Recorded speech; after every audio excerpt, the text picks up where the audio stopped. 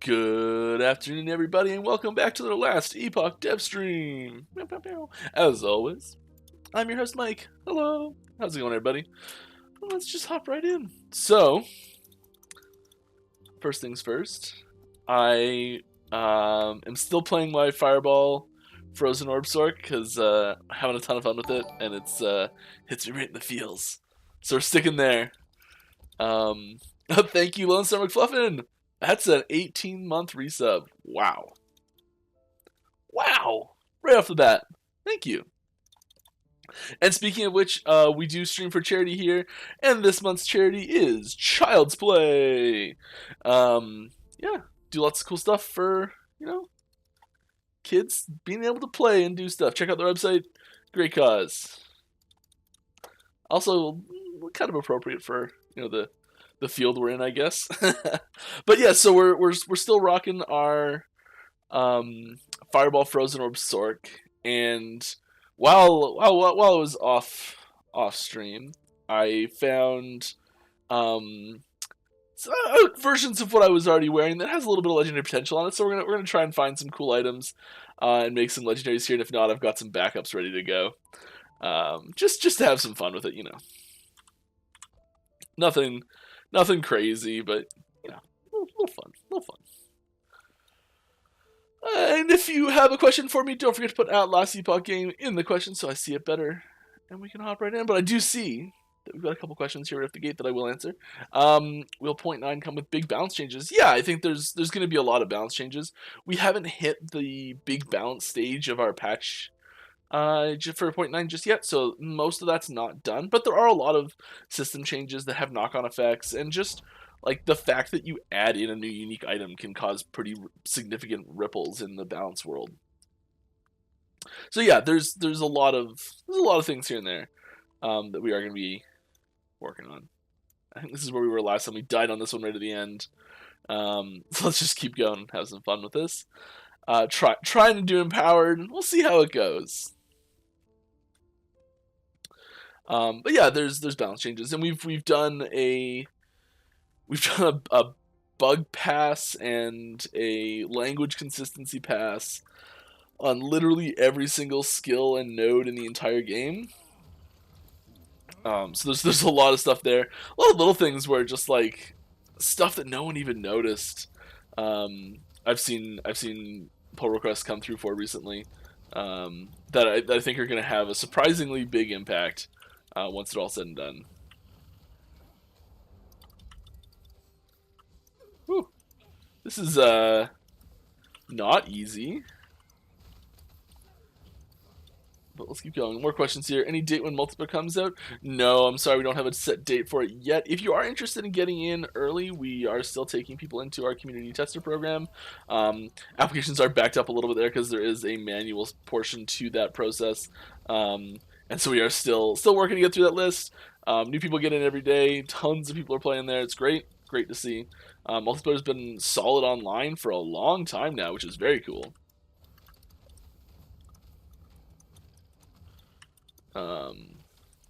Yeah, it's going well. I think we just put out a new CT patch. I want to say like 2 days ago, with a pretty big mistake in it, which was an experiment that we were testing, and it didn't work out. But we've got another version for that coming soon. Oh, sloppy. Really, it was our we're just getting our groove back, right? Yeah.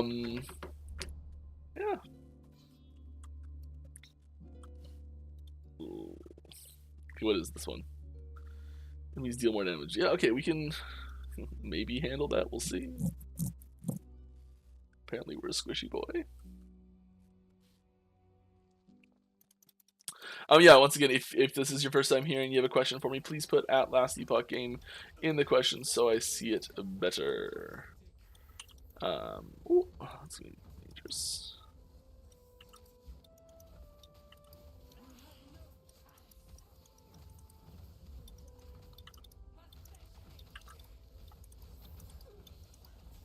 Oh wow, come on. Okay, I think what we've learned here is I'm actually just not good enough to do empowered. I think that's what we've learned here. We're gonna dial this back a little bit. We're just gonna go down to touch, cause yeesh, it's bad, bad. Let's go. I could do empowered on a different one, but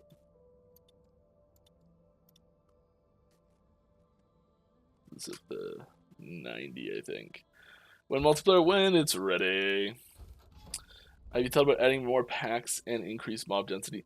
There's in the current live version of the game, there is a bug that causes a pretty high variance in pack sizes in the monolith, and so we fixed that, and the on average will be increased pack sizes, but it's not like we're just taking it and turning that dial up. It's part of it is bug fix.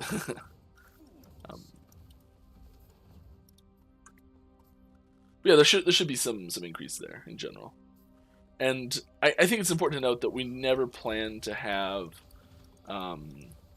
as high density as you might see. I mean, the big example is Path of Exile. We do plan to have it be less dense than that. If we're going to use that as a benchmark.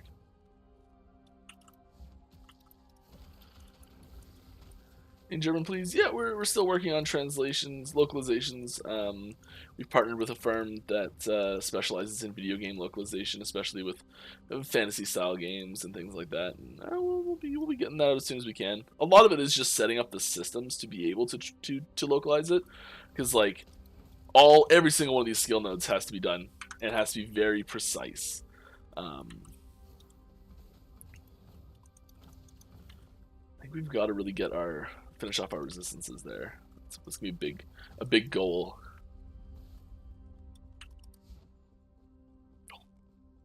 Oh, just missed.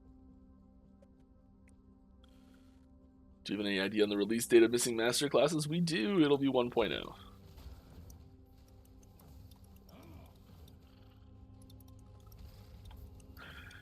Do I need to just put like a floating FAQ here for the when multiplayer question? Because I feel like we're already at like 4 times.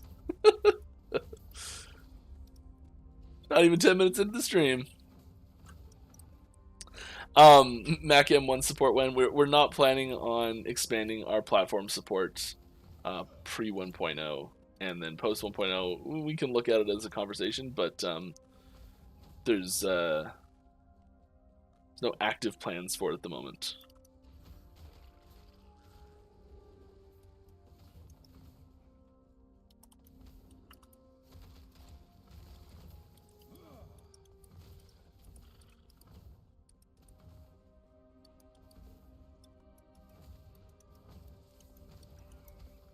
A couple days ago, I asked for a non-CT multiplayer update. You mentioned that dungeons were recently added to multiplayer environments. So does that mean all the core systems are working right now?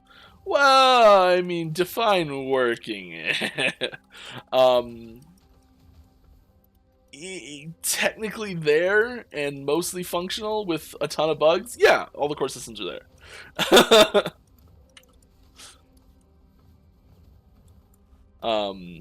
At a quality level that we'd be happy releasing, and none of the core systems are there. No, there's still a fair bit to do.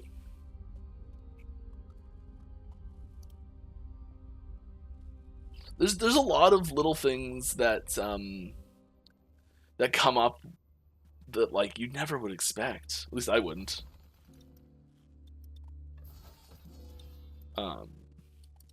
And sometimes it's just like unanticipated play patterns, and we also do get a lot of good feedback that sparks conversations. It's not just like take the feedback and just do whatever it says, but like a lot of it does sometimes is things that we just never thought of, and it ends up being something that we're like, okay, we have to discuss this now and figure out if we want to do anything about it.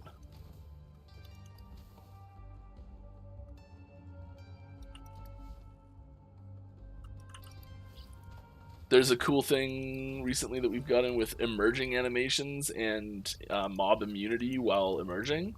So there's this like that I can't remember what they're called, where they just like where it like rolls together. It just happened a second ago right there, where they like the rocks on the floor like collect together and form a golem that fights you.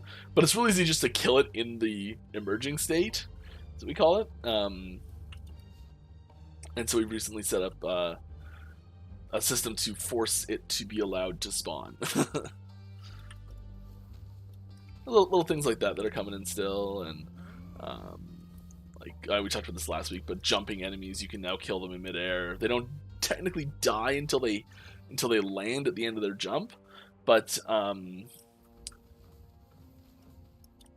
like you can bring them to 0 life, and then they do land the instant they hit the ground. Void Fuse Earth, that was the enemy that rolls together. Alright. Hello, is there any plans to add a new game plus with harder campaign and multiple difficulties like normal, hard, ultimate, and more? No, that's not something that we're interested in looking at right now. We prefer just to have the campaign continue if you wanted to extend the campaign, and have the difficulties expand that way. Part of it is that it lets us put more complex mechanics later in the campaign. So if you're just redoing the campaign on, say, Nightmare or whatever, you kind of can't. You can add things to it a little bit, but the core functionality of the mechanics and the storyline and everything that's there has to stay relatively the same, right? And so adding new chapters is we think it ends up with a better product at the end, and also like it's a time travel game. Like we can do the same area in a different time and kind of achieve a similar effect as well. Like we haven't been to the ancient era much at all. It's our least utilized era at this point. Like when you're zoomed out this far, all of these that have like the star means there's places there, and so there's like 5 areas and 14. So there's a lot here, and there's a lot here, and there's well, it's very concentrated here, but there's a lot here, you know. This one, literally nothing. There actually are some areas, but they're like, yeah, few and far between. That's it. Yeah. So yeah, still a lot to do in the ancient era. Like, how cool does that look? I want to go there.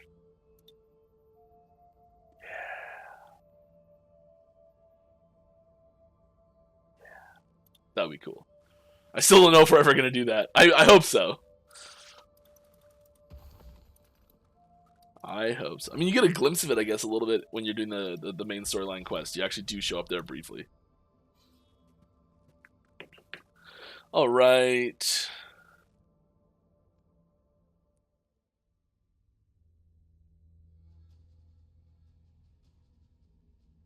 Hey, as a game dev, how did you decide to use Unity over other options? Also, with multiplayer, isn't there danger that a known engine could be more easily exploitable? So as far as the known engine exploiting stuff, it's if you've built the multiplayer systems in such a way that I assume we specifically mean for like multiplayer exploiting. If you've built the system in such a way that it is exploitable, it doesn't matter what engine you're using. So there's really no difference there. As far as how did we decide to pick Unity in the first place, part of it was, so I actually joined the project a few months after it started, and development was already in extremely early stages, but it was started and it was in Unity, and we just rolled with it at that point.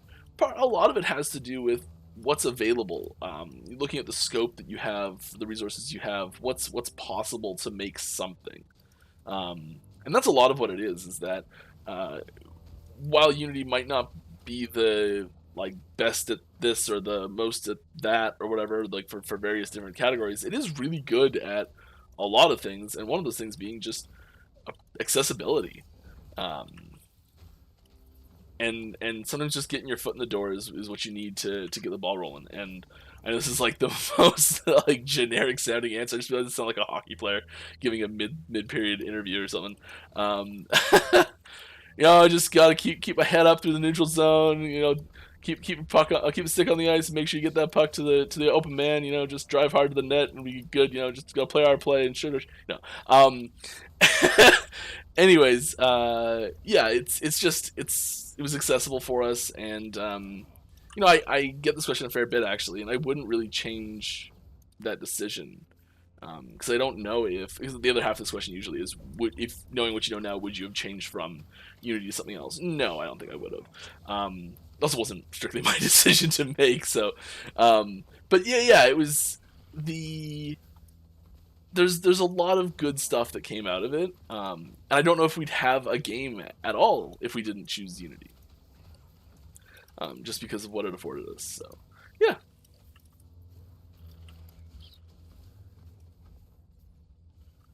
Scroll up. There's a couple questions behind here. All right, next question. Do you have any developers working on new classes, or is it pretty much all hands on deck for multiplayer? Well, right now the development of new classes is not active. The design of some new classes is stuff we're working on pretty heavily right now. There's a lot of design work that has to be done before implementation actually starts to occur. And so yeah, we're pretty heavily in multiplayer, but we do take time to have design meetings, and sometimes that focuses around multiplayer mechanics and things like that. Sometimes that focuses around new classes. We recently had a pretty big design meeting revolving around Warlock, which was cool. And there's lots of new stuff there. We changed our mind on a lot of stuff that we originally had planned, and I'm really excited for it. I think this is gonna be it's gonna be a good one. We'll see though. I mean, literally nothing's implemented for it yet. The fireball's so funny because like I showed off the new fireball VFX a few weeks ago, and I played with it a little bit more while I was doing a few things recently, and in the editor, so with like the latest builds and everything, and coming back to this one now, I'm like, it doesn't look as nice. Like, it still looks really good, and I remember seeing this one and being head over heels about this fireball, and now that we've got the even newer, betterer one, it's just, you know. Anyways, will we ever see new equipment slots like pants and shoulders? Will that be too much of a nightmare to rebalance? It's not impossible. I'd say it's very unlikely, at least anytime soon. But it's not impossible. And there's a lot of different ways you can do new item slots. Because something that might not be immediately obvious is you've got a whole bunch of extra item slots right here. Those are actually items. They're coded as items. If we let you, you could pick them up and place them in your inventory. Like, those are items. And yeah, so there's lots of different ways you can do more item slots, and it doesn't always have to be pants or whatever, or shoulders. I think the biggest problem with adding a pants or shoulders slot in is more in the visuals, in that all of our body armor, so like from your the top cuff of your boots all the way to your neck and all the way to your wrists, all of that is one slot, and the visuals are displayed and designed as such, and so we have to redo all of those. So I think that's the big thing that would be limiting for it. So likely, if we were to add more item slots, they would be more abstract, I think. So yeah, like a common one that gets suggested is a special slot in the middle here that affects the idols in some way. But yeah, like that's something that gets suggested a fair bit, which I do think is a great idea.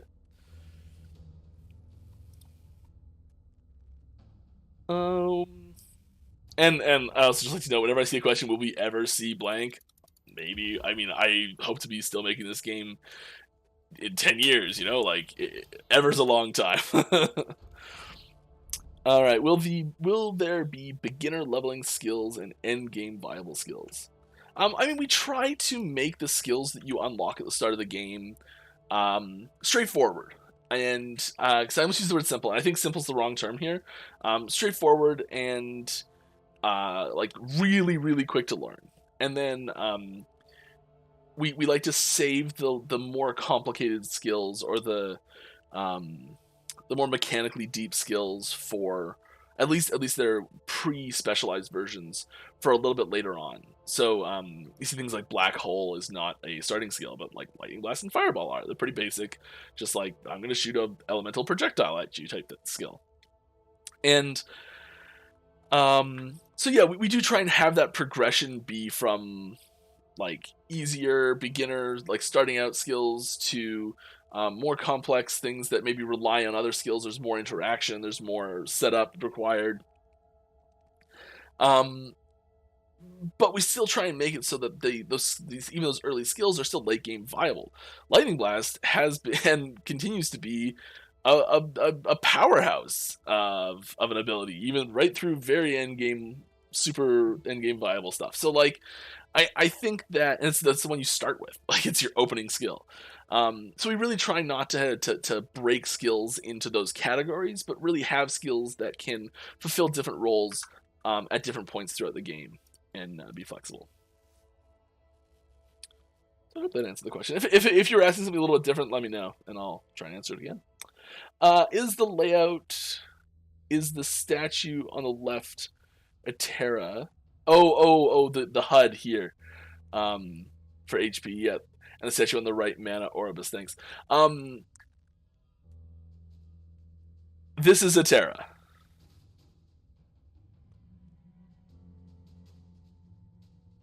Don't forget to put at Last Epoch game in your question if you'd like me to answer. I just saw someone say like, "Oh, you skipped my question," and I'm sorry. If it did not have at least Last Epoch game, I probably missed it. Because there's people having conversations with each other, and I don't want to read every single comment, to just pick out the ones that are directed at me. So let me scroll up and I'll find it for you. One sec.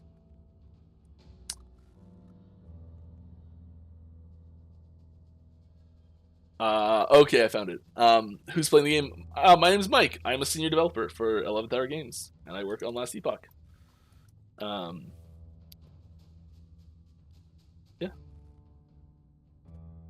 that's me. What happened to those social posts, such as Last Epoch, Tinder, Valentine's Day cards from your favorite travelers, etc.? Yeah, I mean, we try and shake things up each year. There's I don't know. I think sometimes we just get like, sometimes someone makes something that we didn't expect. It just shows up, and then we make a post around it because we think it's cool. I think that happened a lot of those cases that you're probably remembering. That was cool though. There could be some Festivus things. Yeah, see right there, that guy jumped, and I shot a fireball at him, and it didn't die because he was midair when he jumped. Soon he will die when he lands. Oh, a leather belt of hope? Never.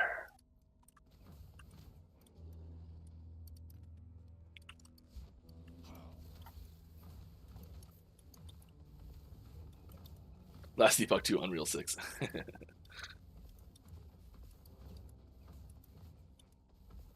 Okay, so I do see another question here. First time question. I know you guys don't know the rule about putting that Last Epoch game in the question, but I was wondering if this can be played with a controller. It definitely can be played with a controller.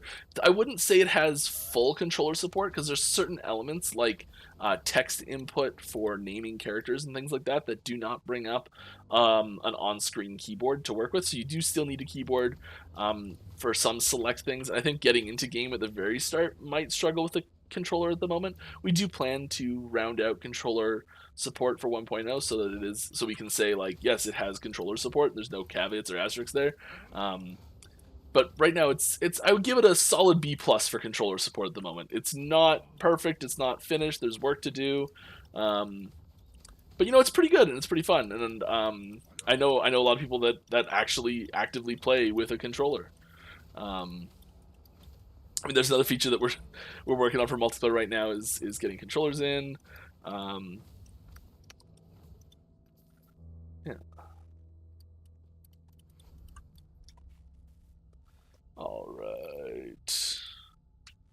Void focused warlock. Aaron, hello, sir. I know you've been pushing that idea for a while now. I hate telling people that like things are just not gonna happen. What subclasses is it that you play? I'm playing a sorcerer.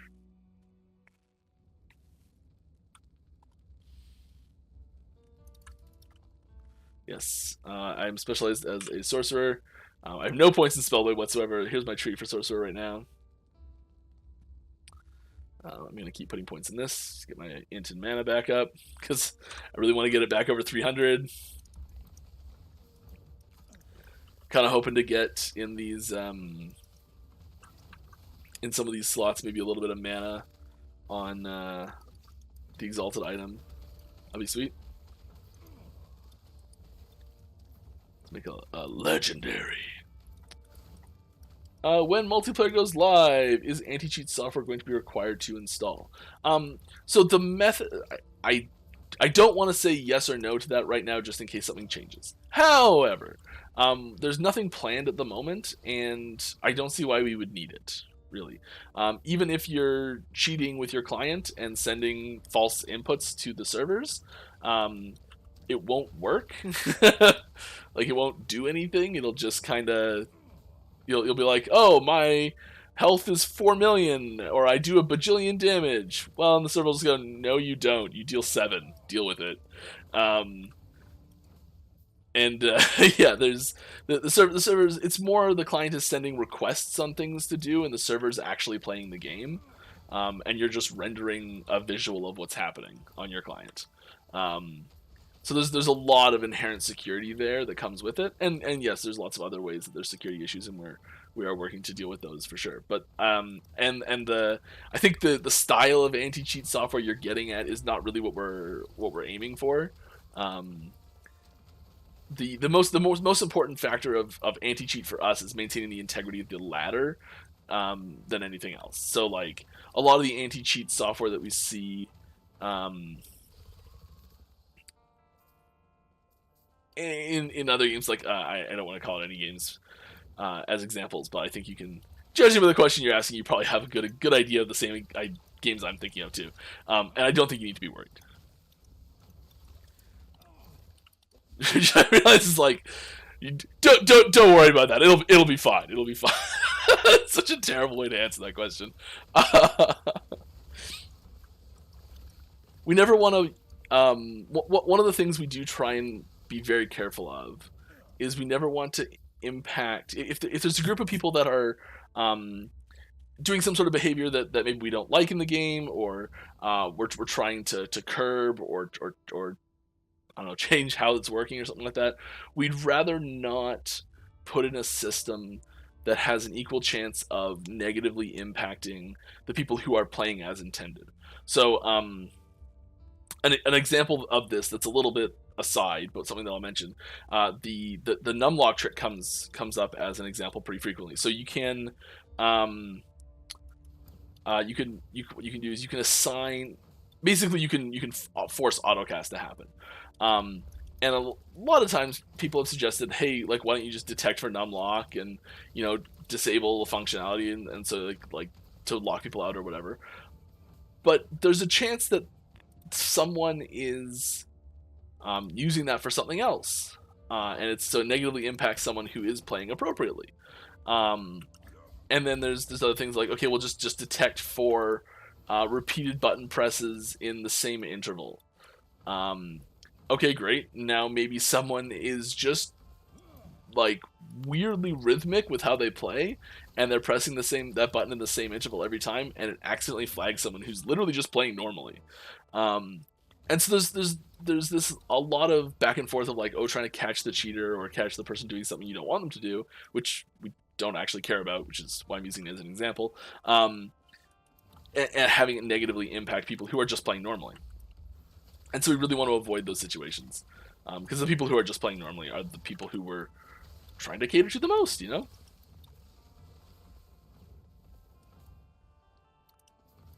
that's the vast majority of people playing the game.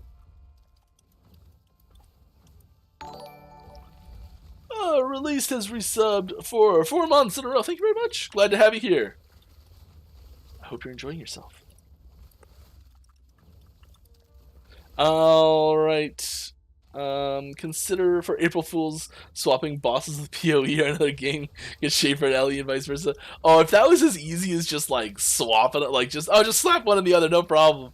Oh my gosh, I would love to do that. That'd be so cool. I think that's an extremely large undertaking.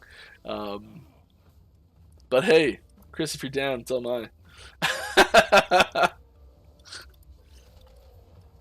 I don't think that's going to happen, unfortunately.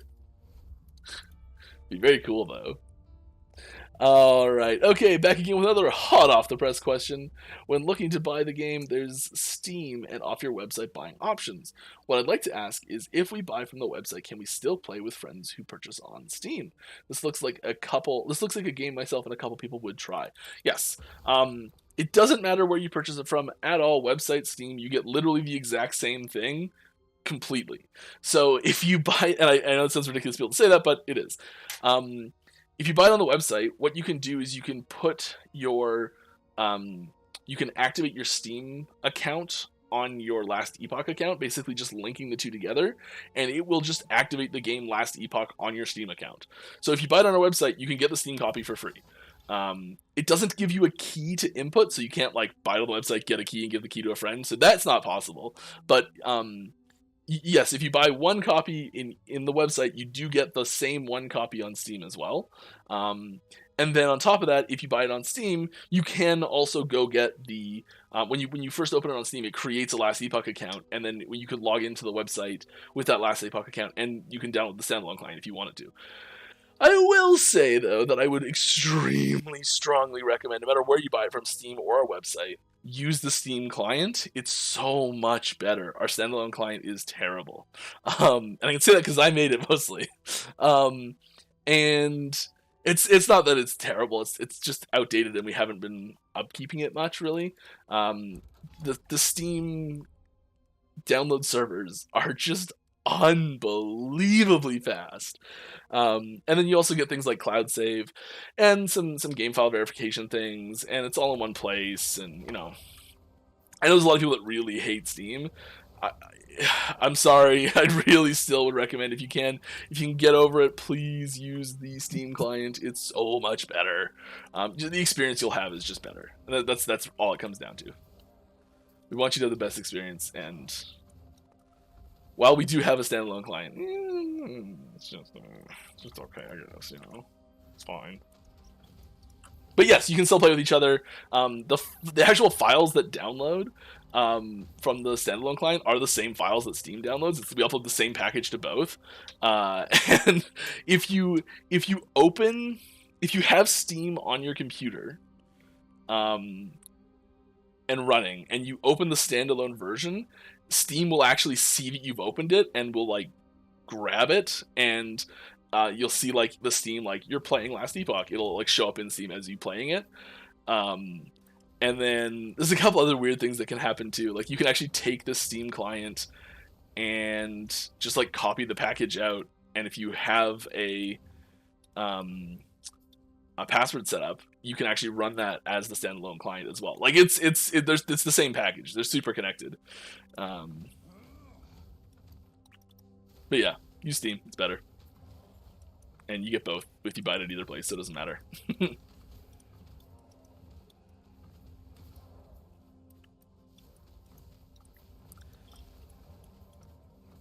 All right, moving on.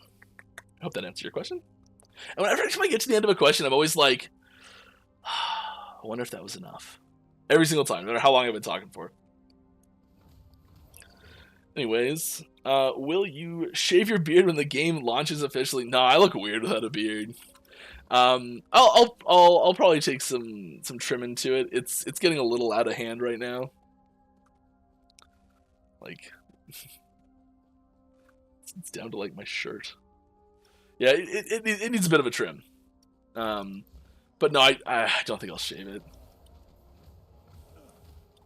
I'm tempted to like set some sort of ridiculous bar of like, oh, if there's this happens on launch, I'll shave it or something like that. But I don't want to do that. That period where it's starting to grow back, it's just so itchy and I've got it just so perfect right now where it's like soft and it just feels nice. I'd really rather not shave my beard. Last time I fully shaved my beard was for I don't know what the term, Frosh Week at university. And it was shaved in a very weird pattern all week.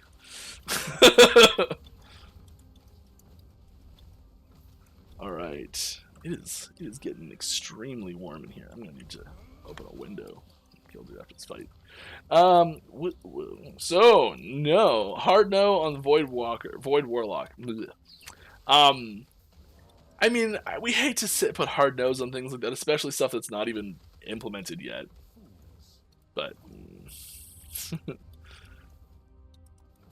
we did specifically put in our plans that it was not going to be that. Are there any plans for group dungeons with matchmaking? Or a basic party maker like Lost Ark. Also, any ideas for more end game content? Yeah, like we do have ideas for more end game content. It's ideas are cheap. Implementation's what takes the time. But yeah, there's definitely ideas there. As far as so we've used the term matchmaking before in our devlog posts, and I know a lot of people have been confused about the use of that term that we use. When we say the term matchmaking, what we're actually referring to is in those posts in the past, what we've been referring to is when you go to a new zone, having the servers be able to communicate with each other and figure out the right server to send you to, whether or not you're in a party and someone else in that party is already in that zone, finding the server that has that party and sending you to that one instead of just making a new one for you, or learning or figuring out that there isn't one and then making a new one. That's what we mean by matchmaking. That when we've talked about matchmaking in the past. Matchmaking, like you're talking about, like a dungeon finder or a raid finder that you'd seen something like WoW, where you like put up like, oh, I'm a Firewall Frozen Orb DPS looking for group to go do Temporal Sanctum dungeon or something like that. We don't really have plans for a system like that at the moment. In initial version, especially in the CTs, is just there's chat. If you want to post that you're looking for a group, go ahead. That's sort of where we're at the moment. Could change, but that's what we've got so far. Yeah, basic party maker. Yeah, it's all just we've just spruced this. Oh god, it's gross. Oh, close it. It looks terrible. But there's like a new party frames, new party window, everything like that, and getting some a little bit better functionality in there, but not much new really. Alright. Designed the way it should be. Thanks for the answer. You're welcome. It's also frustrating. I do not look at the names enough. Like, I recognize names, but I don't remember what your question was. I'm going to go back and look. Oh, the anti-cheat one. Yes. Cool. Wonderful. Wonderful. Thanks for letting me know. Thanks for clarifying purchasing stuff. You're welcome. I'm skipping past stuff because I don't see any tags. If you have a question for me, don't forget to put at Last Epoch Game in the question. Will League season content require online play? Maybe. Depends what it is. I can see there being things that would just not make sense at all to do without online play. We do really want to bring as much of the content to as many people as we can, and we know some people can't play online. So it'll depend heavily on what it is, really.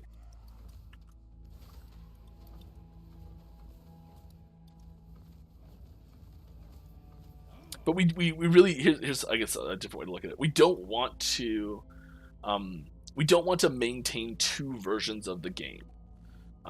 We want to maintain the game that can be played online or offline. Okay, so for the most part, things would be playable in both, unless something goes wrong.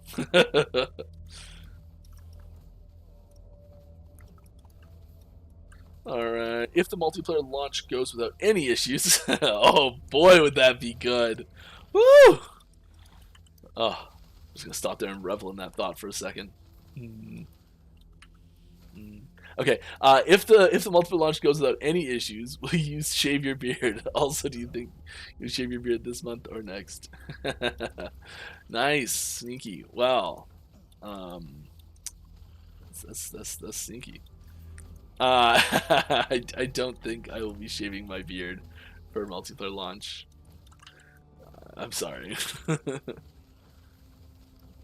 Will point 9 release with some sort of trade? That's the plan right now. So there's, and the way I like to word it, just because the term trade has such a specific meaning for so many people. Um, yeah, there's already a system in the CT program. There's already a system by which items can be transitioned between two players. And we're still getting feedback on that. We're still looking at that feedback, deciding if we want to do anything with it, or any of that stuff. So there's lots of things that could change still. If that goes ahead with how it is, then there will be some system by which items can be transferred from one player to another in multiplayer at 0.9 launch. So yes, we do plan to have some sort of trade. What that looks like, I can't give you any more details. Sorry. Have most people who bought creator supporter pack design their items? Oh, good question. I'm gonna say yes, but that basically just means saying I think more than half have. But I'm not certain on that. I haven't looked at that that spreadsheet in a while.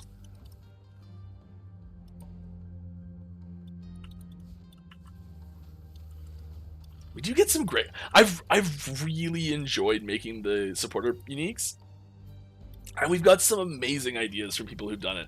And it's really cool to see the different approaches people have to that process. And you get, like, I can't split into like categories or anything like that, but you do get people who are who, I think the two main categories, I guess, are people that really want something that is, and someone can have both of these intentions pretty heavily, but usually people have, I think, at least one of these two intentions when making a unique. They've got like a really specific thematic idea where they're like, I want to have a really curved yellow sword that does something that doesn't matter what it does really, but I really want that super curved yellow sword. And it's this aesthetic thing. It's really hard on what it, like, the feeling it gives, and that sort of stuff. And the mechanics are sort of like, they kind of come at the mechanics of like, well, what do you guys think's good, sort of thing, which is super cool. And we'll usually like give some examples of like ideas we have that we think might fit the theme. And it's the difference between really a top-down and a bottom-up design. And then on the other hand, you get people who come in and they're like, I really want this effect. I don't care what slot it's on. I don't care I don't care anything about it, but I just want this one specific effect. And we go from there. And you have people that do really have specific ideas for both those things, and also very cool. It makes those ones are really easy. Sometimes you get it and it's like a fully formed item idea ready to go, and you're like, yeah, we can do that, sure, just do it. That's happened a couple times. But yeah, it's usually you get one of those two extremes or both. Yeah, it's a cool process. If we did one live with Ziz and one live with Aaron, that there are videos on YouTube for, if you care to see that process. Both of them are much more in the I would say more in the mechanics side of things. I don't know, Ziz was really on the squirrels quite a bit, but yeah, I think they both came from a more mechanics heavy side initially, at least.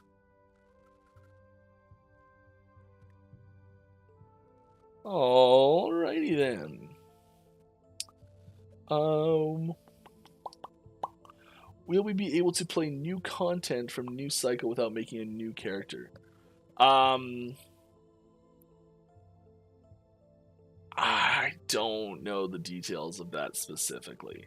I see what you're getting at, though, and this is, again, comes down to part of the answer here is define content, because if there's a new unique item that's just world drops, then yeah, that'll drop probably. Maybe not, I don't know. that's a really tough question to answer, because part of it is we don't want to maintain super like a large number of versions of the game if we can avoid it. We want to maintain as few versions as possible. We want them all to be the same, not literally, but we want there to be as little variation there as possible, so when we go to release a patch, we're not like releasing 8 versions of it or whatever. There's less testing, things can be done quicker. That might be something that changes a little bit more as we go forward, but at least initially the goal is to have as few versions as possible, so that we can do things faster until we get better at it. That's one of the big advantages that teams like GGG have, is that they're extremely experienced in releasing and maintaining builds across huge periods of time with insane consistency. Like it's nuts that they can maintain that, and still be pumping out new stuff all the time. Just the workflow, I think, is quite impressive. Anyways, yeah, so that's a little up in the air still. Sorry.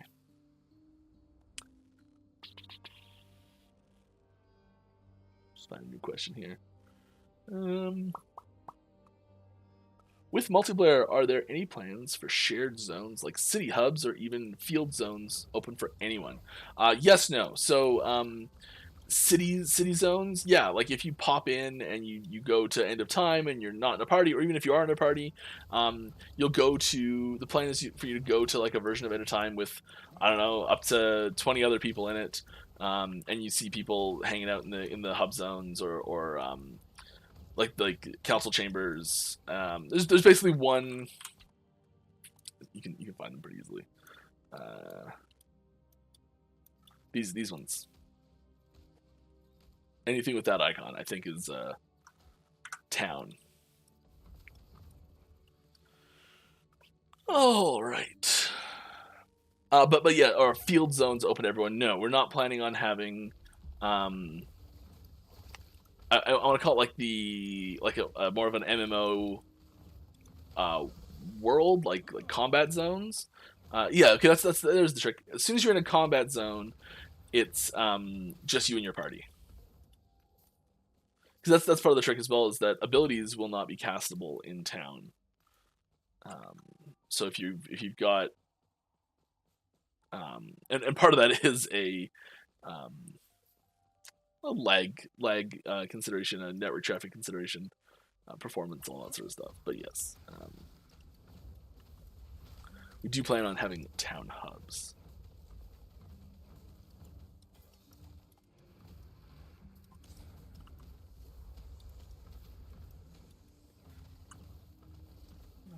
Right. That's a good one.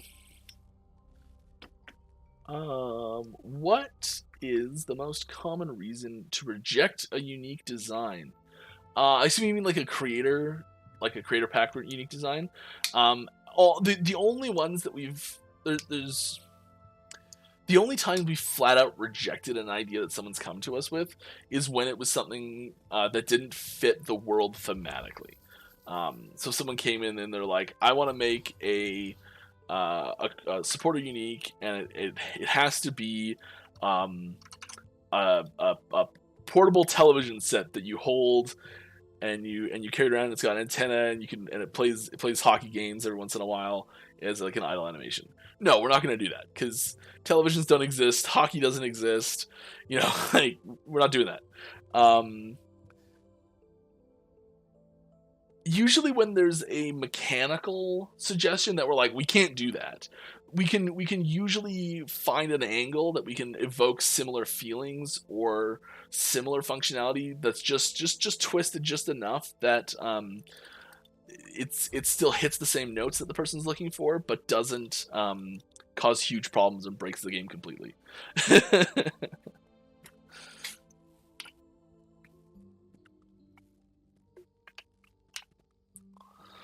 When will the Ardent Creator Pack become available again? I don't know. It's one of those things that the amount of time we spend making a unique item with it and all sorts of stuff is quite a bit more it's a lot of people, a lot of time, quite a bit more than a normal unique is, and we're kind of under the gun to get to launch, get to multiple launch, get to full launch, and I think we'd likely see a little bit of a hiatus still here. I don't know if we're planning on bringing it back in the exact same form. It might be slightly different. Might be the exact same thing. I don't know. But that's a discussion and decision we're gonna have to make a little bit later. We're still not ready for it yet. I know that. And thank you very much, Little Voet. Ooh, Little Voet. Glad to have you here. Thanks for the sub. Children will play because of you. Haha. Wonderful. All right, let's find another question. So many legionaries have descriptions of locations, a name, a time period. Oh, legionaries. Is there eventual plans to include these characters, locations, or time periods to be seen in game? It comes full circle, so to speak. Yeah, we do definitely add things into the lore for items as sneak peeks, hints, teasers, things like that. A lot of the lore gets so we had Kyle on as a guest, who's the lore master. A lot of the lore text for unique items gets created by him, and quite often it's because he's like, okay, I've got a plan for this character later on, and I'm gonna put this text here and it'll tie in, don't worry. So that happens, and yeah, there's sometimes we change lore text to because we change our ideas and things like that. So there are a few times that lore texts have gotten actually changed because of that, and problems that they would have caused. But yes, there are things like that. Some of them I'm sure will not be visited. Some of them might be visited in temporary time rifts. Some of them might be visited in like quick events that happen or something like that. Maybe really far in the future, like in further updates post 1.0. Like there's lots of room to grow, which I think is great with the storyline. Oh, and everything really. All right, next question. Currently taking a master's in computer science. Good for you. I debated doing that and decided not to. But I hope you're enjoying it. And keep on your question. And I've had a couple game development and design courses. Yeah, me too. That's how I got into this. And I would like to ask you, do you try to appease to a certain type of players specifically, or do you try to appease a certain type, but at the same time try to give some elements and mechanics that would appease other types of players? For example, completionists, explorers, competitive players, etc. Yes. There are times where we look at a mechanic and we'll say like certain types of players will really like this probably. Not always, but yes, it does come up sometimes when we're looking at specifically I think endgame systems more than anything. I mean, here's a completionist example. On each of these, you can discover blessings. So going through this to discover all of them, there's a completionist draw right there. It doesn't really do much, but just like, and you can get discover them all in empowered. So you get the empowered ring around the edge. There's a completionist thing for a mechanic there. Like, and part of that is also trying to teach you about what things can show up in each one of those, because there's patterns there as well. So like you can learn the names. You see like, oh, Wrath of Raya. Okay, that's probably something fire related, right?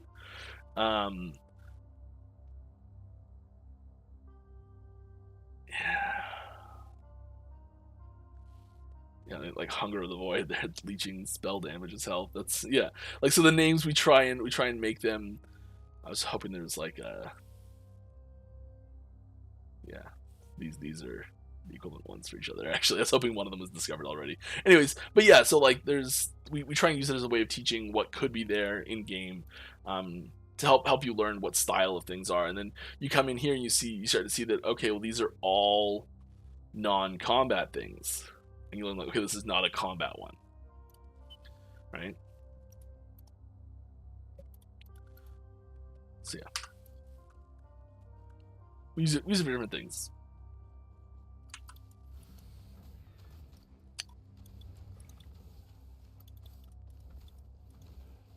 Your character's insane. I'm on level 5 at the moment. Just started playing game last night. Yeah, this character's level 93. So a little further along. But if you're playing a sorcerer or mage, it's cool to see what can happen. I do have a few unique items as well that are doing some stuff. So this is adding 2 projectiles to fireball, and then this is also adding 2 projectiles to fireball, so we get 5 total.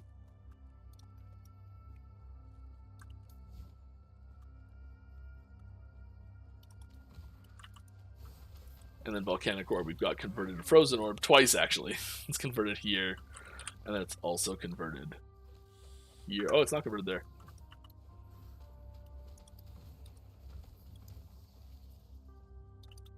I lied. Terrible. Just the worst.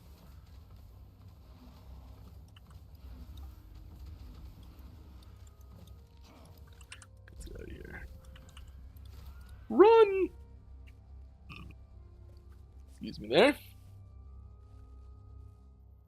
Alright, do you have any cold or arrow animations on death as a combat feel for the spoiler this time? No, I don't. Oh, I do have a little combat clip. Here, I'll show you a combat clip. Let's get into it. Why not, right?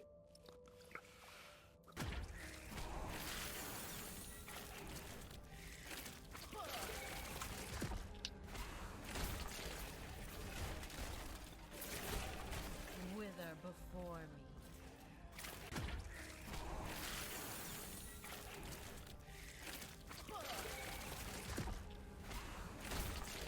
Some new stuff in there. Lots of new stuff happening there. So there's new effects all over the place for many different abilities there.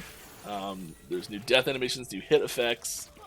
There's new ability animations, like use animations. Sorry. There's new when hit effects. There's new stun animations.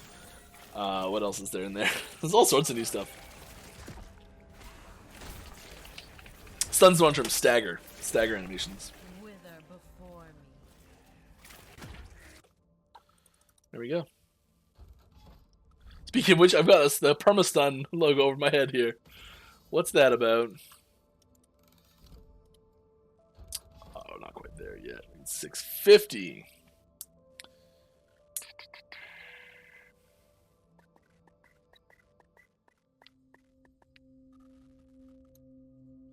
Alright, will the patch be this year out? I don't have any details on patch timelines, any specifics for you, unfortunately. It'll be out as soon as we can. Related to the unique question, can you share some lore about the squirrels of Eterra?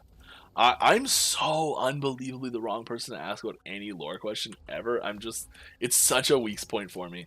And I do want to have, we got great reception from having Kyle on, and I do want to have him on again, and he said he'd be receptive to that. Just give me a little bit of time. But yeah, I'd love to do another lore stream in general. But I think that the important thing to note is that really it's, this is a joke for the record. It's not that you're not summoning squirrels. You're just summoning a wolf that happens to be 2 squirrels. Like, you know when you see like animals get on top of each other's shoulders and wear a trench coat and sneak into the movies with sunglasses on? Yeah, it's like that. It's just each wolf is 2 squirrels. Is what that is. And they've lost their wolf costume.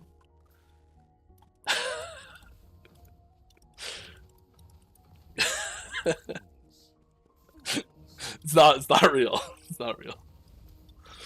Okay, let's move on. Is Hummingbee's flavor text foreshadowing for Secret Bee timeline? I don't think a timeline necessarily. Maybe just like a frequent pastime in the lands of Eterra.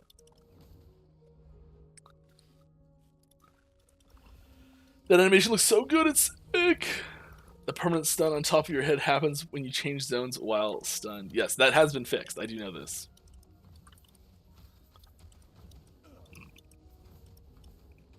Lots of bugs. Oh, I got up.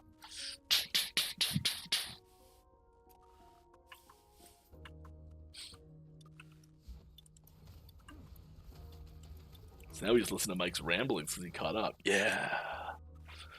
Our sub notification, or not sub notification, our Nightbot text is wrong. Oceania was last month's. This month it's Child's Play, as you can see by my head.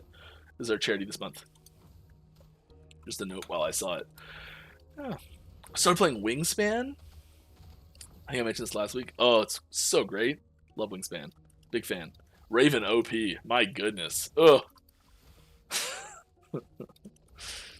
Alright. Yeah, I've taken to trying to... I've decided that the green habitat, if you play Wingspan, is just the worst, and you should just never go there if you can avoid it. So, like, my goal every time we play is just to never, ever go to the woods. I'll play birds there, but I just won't ever use them. Ever. Works great. Anyways, that animation looks so good. God, it's yeah. Oh, we already answered that. Or said that. How many uniques are coming in 0.9? More or less than 30?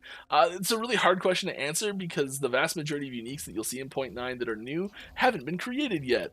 Right now, there are less than 30 new uniques that have been created. However, we'll still make more, so maybe. That's a respectable over-underline, though. I like the... I feel like some good thought went into that over-underline, and it was a smart choice.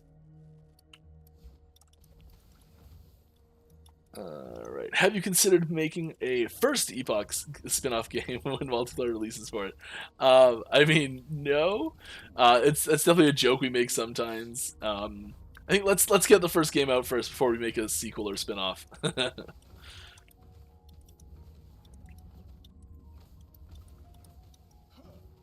At least in the same genre, you know, like it feels like we're out sometimes a little bit already. Like there's so many like aspects of like releasing a game that we've already done. So it sometimes feels like we're kind of out, but yeah, no, we're not yet. That would be a dating sim where you're trying to court Eterra or her priest or whatever. That's good. All right, let's go. Let's fight a boss. Do effects that cause enemies to explode, like on the Smite tree, deal percent enemy HP damage or a flat number. Flat number. It's affected by, there might be an exception to that actually, but yeah, it's like a specific ability that gets used when they die.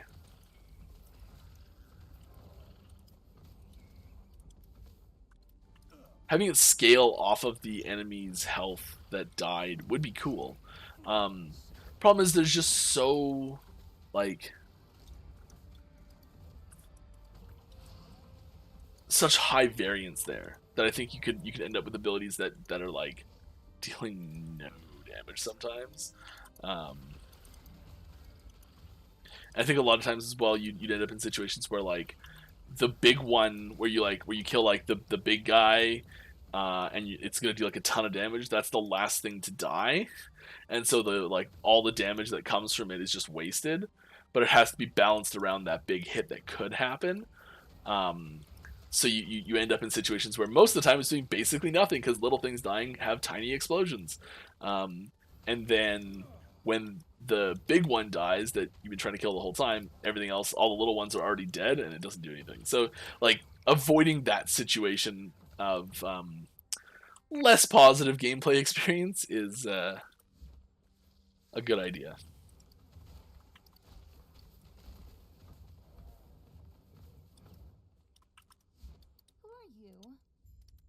We have new text boxes too. Oh, they're so nice. They're so nice.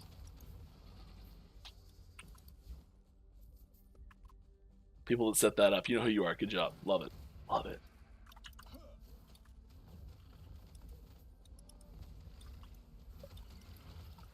All right, more questions. Have you found the way to make frozen enemies shatter on kill, because that would be really sick as well. If you manage to make arrows stick in enemies, would be amazing. No, we don't have either of those things set up. I think they're a little bit out of scope, at least for now.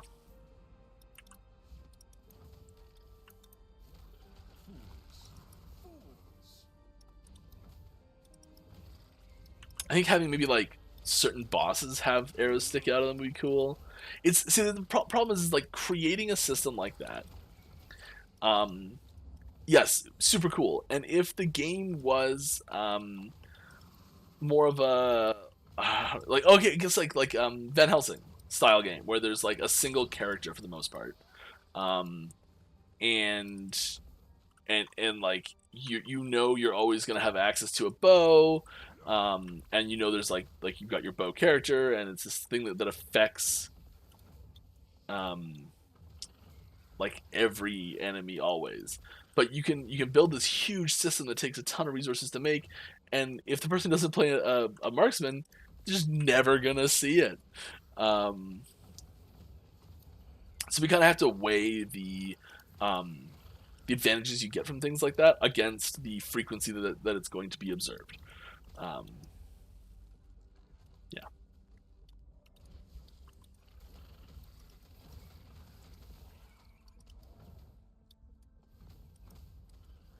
And that's not to say that we won't ever, or that it's not important to do things like that, but just, we've got other things that take priority right now. Just for now. Hey there, hope you're doing well. I am doing well, thanks for asking. I'm chilling playing old games at the moment. Cool, wonder what games you're playing.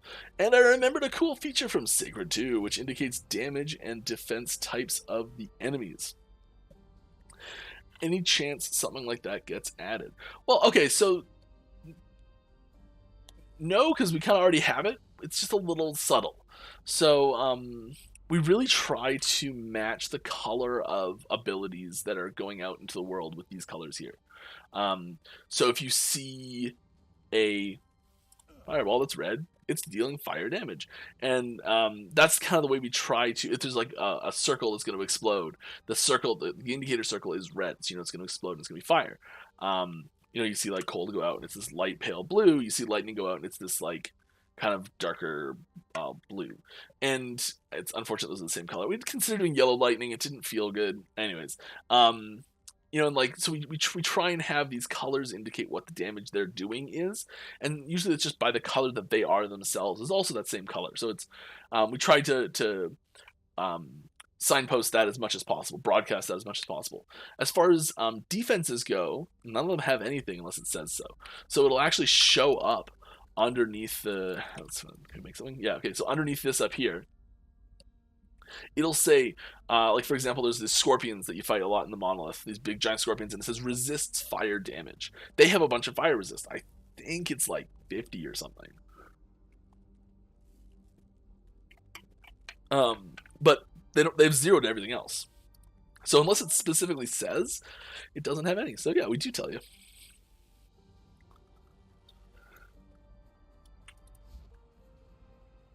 I don't know if that's listed anywhere. Is that?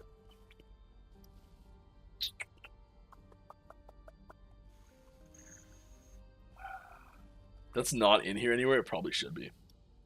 I'd love to get more info into here. I think there's like a good chunk of stuff that's like missing that would really take that to the next level. I think that's it's a bit of a long-term project because it's got a lot of the important early stuff. But some of those more in-depth questions that you're like, how does this interaction work with that thing? Like generic complex interactions aren't. It's hard to find information there about those. I'd love to see that increased.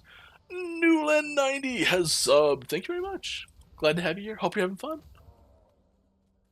Every time someone does that, I just want to like give a, like the Kane line, like stay a while and listen. Every time it's just what I just want to say. It just plays in my head every time it happens. I don't say it every time, but I say it every time. All right. Are you guys not seeing this? Oh my gosh! Are you okay? Oh, they're dying! They're dying! It's horrific! Oh, they're fine. Yeah, yeah, that's an appropriate reaction, but do you want to do something about it? Come on. How about you? Anything? Your eyes are failing you. I mean, clearly, or else you'd be moving out of this horrendous lightning blast. Sorry, a little fun there.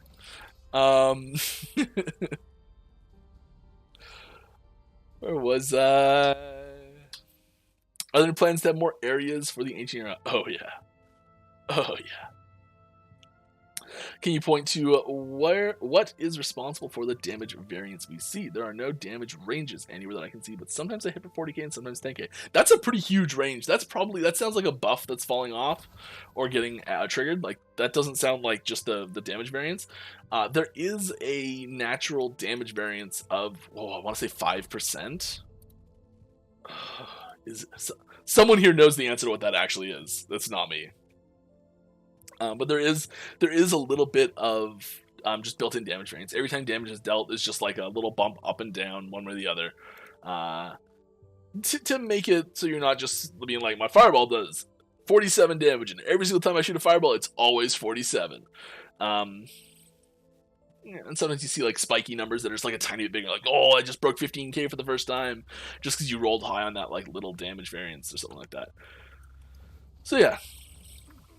Probably triggering abilities that you might not realize are triggering, and a combination of that and just the natural variance that is built into it.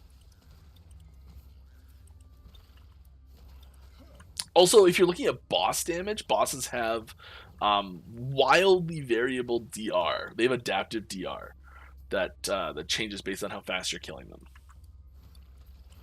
So that'll change things pretty heavily too. That might be actually what's causing it to swing that big.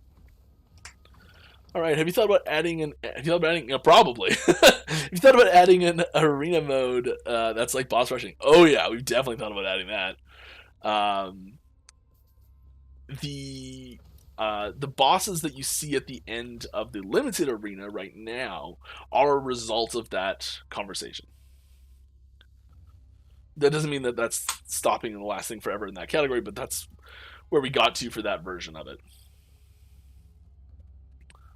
Sorry, one more question. You do not need to apologize for asking questions, my friend. Please ask away. Do you plan to do anything about sound effects of bow attacks to be less switchy and more impactful with bass? Let's say something like D2. I think there's a lot of there's a lot of changes coming to every aspect of the game, and sound effects is no different. There's lots of new sound effects that are getting added for different specific combinations of things, like a fireball hitting a primarily stone enemy should sound slightly different than a fireball hitting a primarily water enemy, I think. And so like there's a lot of things that need to be added in. And then also there's a lot of just a lot of abilities that there's so many sound effects for just like tiny specific little things, and I think sound effects get a very small amount of really specific feedback compared to a lot of other things. So sometimes things slip through the cracks, and we're definitely it's something that we're constantly working on, constantly improving, and I can't say specifics of which things are getting sound effects because I know I've seen hundreds of new sound effects go into the game since the last patch. So maybe.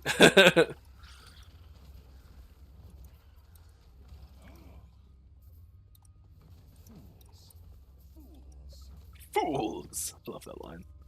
Alrighty then. The Last Epoch is pretty cool, but will we visit the first epoch?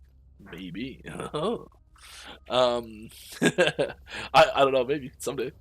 Alright, hey man, I know it's too early for this question, but are you planning for an expansion for the game, at least story-wise? Yeah, so there's, not too early for this question at all, we've definitely considered this for a long time. Expansion might be the wrong term for it. Oh, that was a good example there. Resist fire. Just wanted to pause for the next time that happened. Anyways, we're not really looking at it from see resist fire damage right there. So there's one that is fire resistant. Anyways, as far as releasing expansions, we don't want to have a paid box expansion such that it splits the community. So we don't want the situation where it's like, oh yeah, come play Last Epoch with me. Oh, do you have the latest expansion? Oh, you can't play with me then. Sorry. And more of a constantly updating the game as we go. So as we release new leagues and seasons, or cycles as we're calling them, we'll be adding in tons of new content that I would say will rival the size of many games expansions. So there's lots of new content that's coming, and lots of like new story things that'll happen. We've got there's at least 3 more chapters that I know are very well storyboarded out, and there's lots of little side stories that they've got planned, and like so there's lots of stuff that's happening and coming and planned for long term. Like, and this is all post 1.0 stuff, but like yes, there's lots of new stuff coming, and we've got plans for years. Hopefully, that's the goal. Thank you, Kevo1. 100 bits. Cheer 100. Thank you very much. That's cool. I sometimes forget about bits. Much appreciated. And yeah, all of everything that goes to charity. So it's not just the subs; it's also bits, and I think you can play sound effects with bits too. There's like there's a few sound effects of me being stupid on stream. Yeah, it's all charity, the whole thing across the board. But yes. All right, keep back to questions. Yes, but those bars with resists could be dynamic to show resist of the enemy pretty native. Something like this, and the length of the bar shows the resists the current mods applied. For example, 50% fire, 25% necro, 25% void. I don't think anything in the game has more than 1 resistance. There might be something with 2. Maybe. It's pretty. It's a player mechanic for the most part. It is extremely minor in the in how important it is. Yeah. So I think you'd end up with just like 1 bar every once in a while, and you'd be like, "What is this?" If we used it a lot more, if we used it as like a common mechanic, I think it would be something that would be. And I've even recently advocated for such, but I think it's with it being such a rare mechanic, I don't think it is a necessary thing to add in. Personally. All right. Next question. Let's make sure we didn't miss anything. We're good. Not sure if this is allowed to ask. No, but out of curiosity, how big is the dev team behind Last Epoch approx? Yeah. So we I don't know. I don't know the entire team. It's big enough that I can't name everyone off the top of my head at this point, which is pretty big in my world. Like, that's surprising, and it's especially so because I still remember when it was just like a few guys, and like where we got basically the whole team in one room, at like someone's house in their living room, to when we like shot the Kickstarter video. The vast majority of the team was there. Well, at least I should say the vast majority of the North American team was there, which at that point was most of the team. There was, there's a few people that weren't. A few very notable people that weren't. Yeah, actually. Anyways, point is, how big's the team now? And like, so are we counting? That's the other thing. Are we counting people who are, I want to say, indirectly working on the game?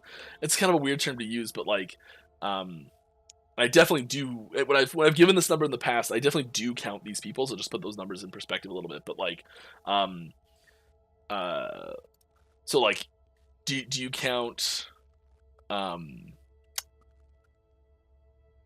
like marketing team, or which I think is just one person right now, or do you count? And like I do definitely, and so it's just to put that answer a little bit in perspective. But yes, everyone all together. I'm gonna guess. I feel like this question was asked recently in an interview with Judd that has a probably a real number, but I think it's in the range of high 60s. I think. See somewhere in there. There's quite a few people, a lot of artists that are just like blow my mind every time. I just love having the like the art channels open and just seeing what gets posted in there. It's always so cool. Eep eep eep eep.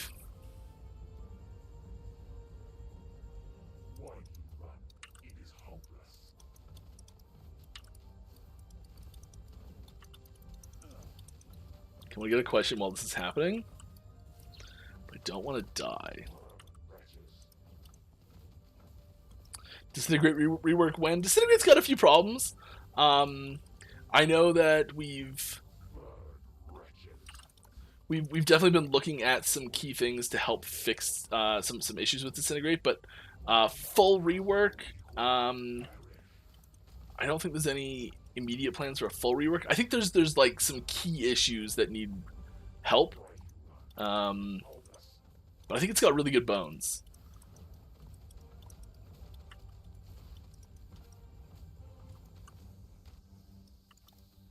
I really like the mechanics in this fight. There's a lot going on, but I think it's done really well and it's really fun. There's a lot of different elements at play, and it's really clear what everything is. So you got these guys here that if you don't kill them, they get used as detonation points for that for the fire damage. So that forces you to change what your targets are a little bit, or just use general natural AoE. Then you've got the lightning points that if you move over them, they explode, and if you don't pop them enough, you'll end up in a situation where there's too many. You'll just constantly be accidentally popping them. And then you've also just got the various area denial systems in the spins that happen. And this ability that happens as well, so you get the void damage with this. I really like this boss. I think this is a really well designed boss, and it hits story notes as well.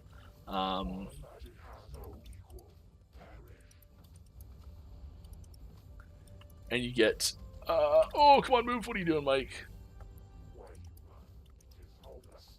And there's some really cool items that are thematically linked to this boss's abilities, because it's a classic sorcerer mage tri-element fight, but then there's this void damage because he's corrupted, and so you have the uniques that are associated with it have void corrupted versions of their normal elemental abilities, which I think is really cool.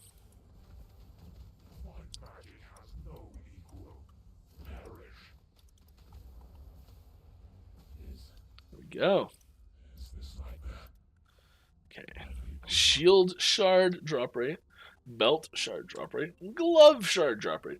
Well, I think we're gonna do gloves.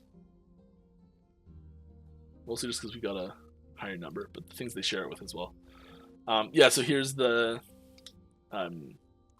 set item, Gaspar's set that drops off this fight that I think does some really cool stuff. So I really like it.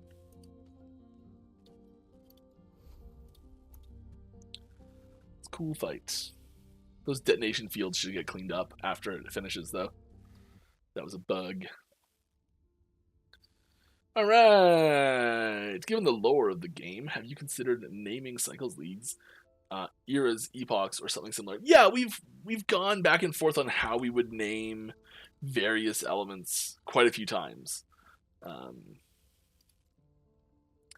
Oh, let's go do...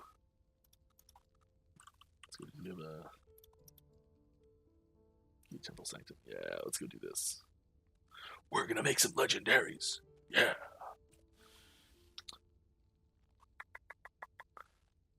Yeah, we don't know how we're gonna name them exactly just yet. Oh, I'm more of a PoE player. I would love this bleep to be in a game. Cool. Cool, cool, cool. Boop, boop. I'll be boop, boop. Okay, now we've got several uniques here. We've got a 45, a 72, and a 36. So we can do them all with this, but we can do most of them with this, and even this. Let's do this one just because it's more fun. A little challenge.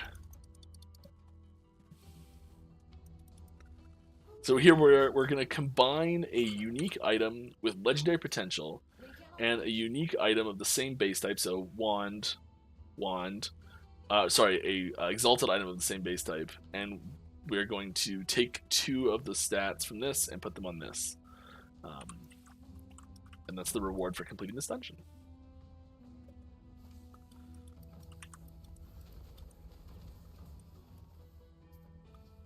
I've played the game on and off for a long time now. Each time you improve your game from the last patch. Keep the good work. Already in my mind is S+ game. We're not even at 1.0 yet. Thank you very much. I appreciate that. Hopefully we can get to S++ before we're out.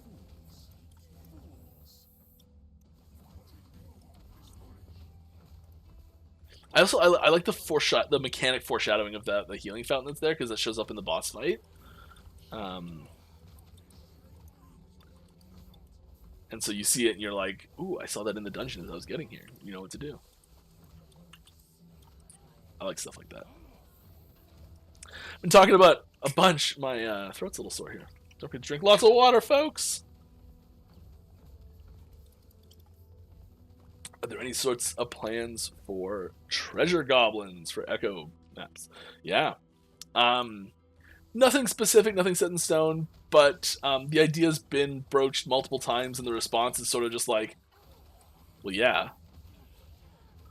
Okay, great. Let's do it eventually, I guess. Yeah, okay, we'll get it in eventually. Yeah. That's sort of how that conversation goes every time. So yeah, I mean, I don't know when it'll happen, but I think it's more of a when than an if question. And it might look a little different and everything like that, but it's a mechanic that shows up in a lot of different games. I know I said this every time this question gets asked, but I think it's really cool. Like, I was playing Borderlands 3 recently. Oh, it was a couple years ago, actually, but yeah. Ice Beetle Buddy! Even they've got it in that, and it's a ton of fun when they show up there. So I think it creates dynamic content, a very brief, like an interlope challenge where it's interlude challenge where you're just like, you get distracted from your current goal, but you have another very immediate goal where you're like, okay, I've got to complete this thing really quickly as soon as I can. I think it's really good. I like it. Really fast. Alright, are there plans? Is PvP possible with multiplayer? Not the first version, but it's definitely a feature we do look at. I love PvP. We've done PvP tests already, and they're always a ton of fun. One of the first multiplayer tests we did, you could kill each other. It was just a big green plane, I think it was technically textured, but like it looked like just a big green rectangle, and it had like no walls or anything, and all everyone had was fireball, and the fireballs traveled forever, and it was one-shot kill, and there was no teams or anything. It was just mayhem, and it was so much fun. So yeah, I think multiplayer is good. I don't think we will be like, the primary game mode will continue to be multiplayer, regular PvM, PvE, whatever you want to call it, killing monsters. So non-PvP modes will continue to be the primary gameplay and balance focus. That's not to say we won't make decisions based on PvP at all, but if there's a conflict and something needs to give, PvP will.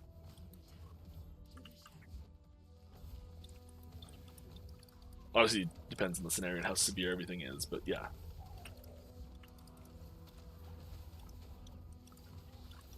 People ask about density, monster density increases, and sometimes I'm like, think back to situations like this, I'm like, it is plenty dense!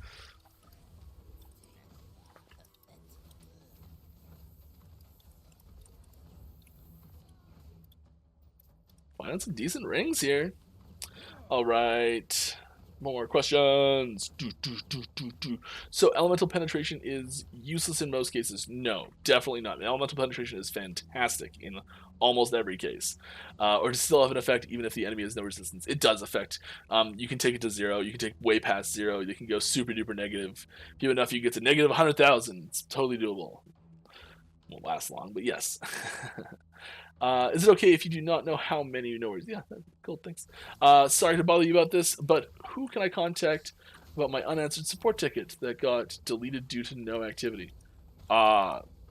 That's surprising. That shouldn't happen.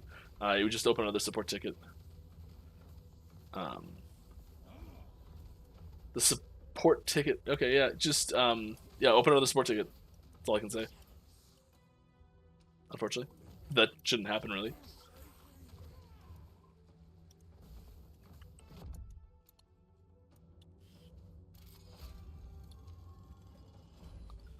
Sorry to bother you about. Let's keep going. Next one. Do you have voice actors as employers? Easy to add new content, or is it contract based? Oh, I see what you're saying.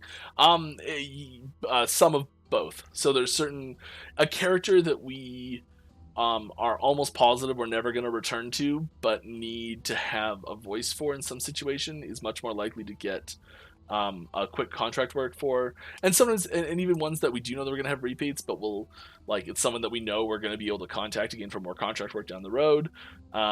We do have a few that have been voiced by staff for their staff for other things as well. So it's a bit of both. Depends on the situation. I never opened the window. That's why it's so hot in here. Also, I'm here, so you know.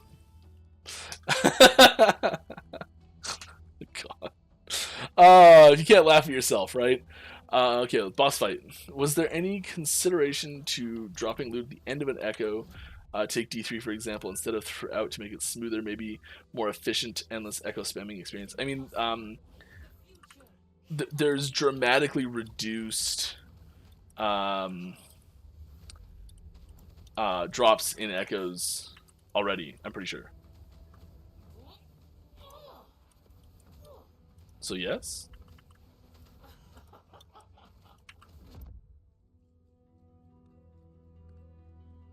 Escape is impossible.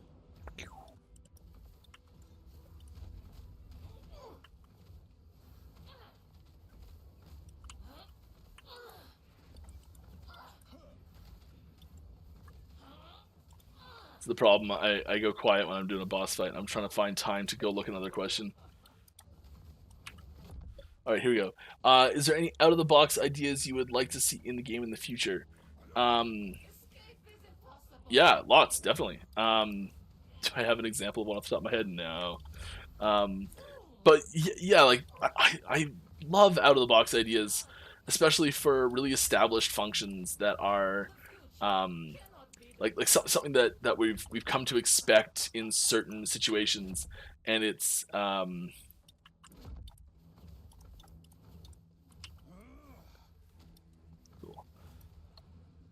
oh, close. Yeah, genre breaking out of the box ideas, love them. Wish we do more of them, but it's more of a it's nice to see when it happens than something that you plan for. It's rare that we'll sit there and be like, okay, what out of box idea can we come up with for this? No, it's more about okay, that was iffy. It's more about let's find out, let's come up with an idea to fix this or to expand this or whatever, and if it happens to be out of the box, awesome. Go. Bye bye. Lots of rings. Stave as well.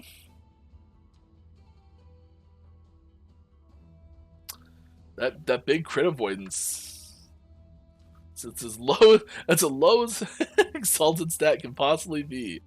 Still an exalted stat though. Kind of look at that as like a perfectly rolled T5 stat though, don't you? Funny. Yeah, some cool stuff there. Okay. Well, Era. Which one should we do? If anyone's got any burning desire to see any of these, I guess we're not high enough level for the crown, I don't think. Yeah, we're not high enough for the crown. So either wand, chest, or eye. Let me know if someone really wants one of them. I'm just gonna answer a question real quick. Any plans of making skill trees moddable by extremely rare socket items, which gives from new effect to completely changing how the skill works? I mean, so you're basically just talking about unique items that change the skill. So yes.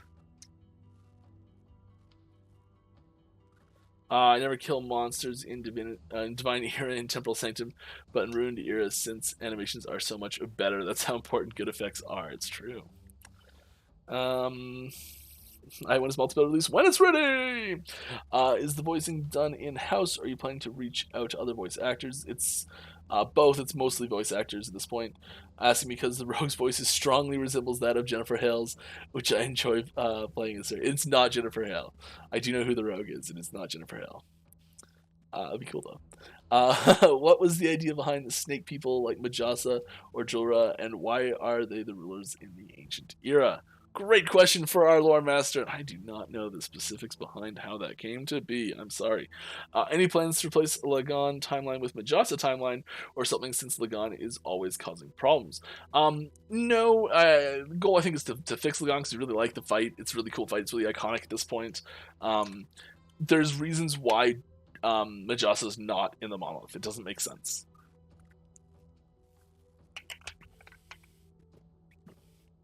Okay.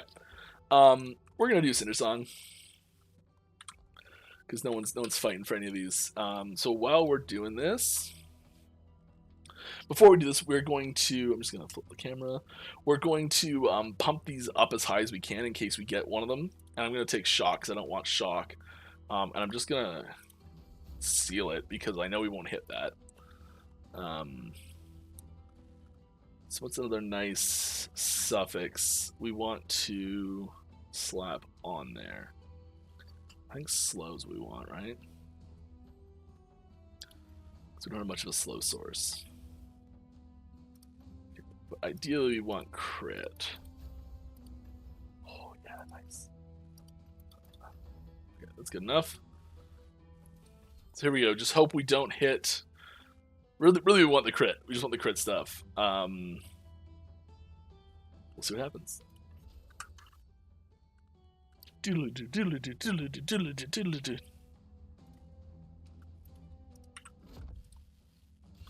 Womp, womp, womp, womp.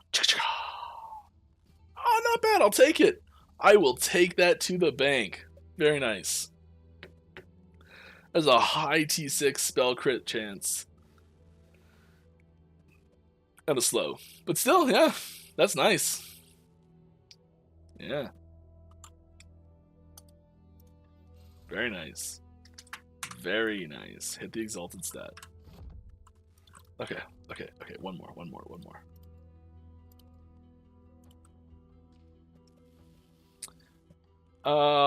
Hey Mike. First of all, I wanted to thank you and the entire team for creating the game. You're welcome. You guys are amazing. Thank you. My question is, do you see adding more classes, not specs, not masteries, to the game in the future? And if you think there should be some counters to annoying mechanics like enemies have percent to dodge. What I mean by saying is giving some players some sort of your attacks can't miss passive unique. Yeah, there's as far as like can't miss passive unique, I mean, there's lots of abilities that can't miss. They're dots, right?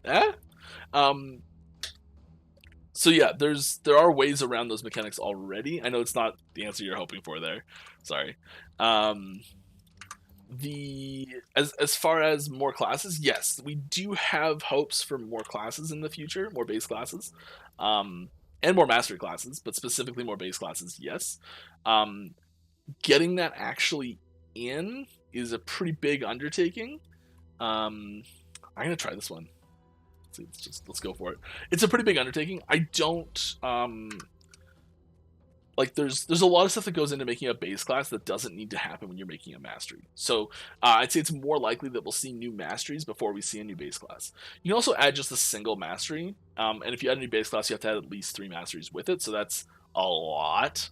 Right out of the gate, it's at least triple before you even look at things like modeling and rigging and animation, and then skinning and like all of these things that go with just another base class.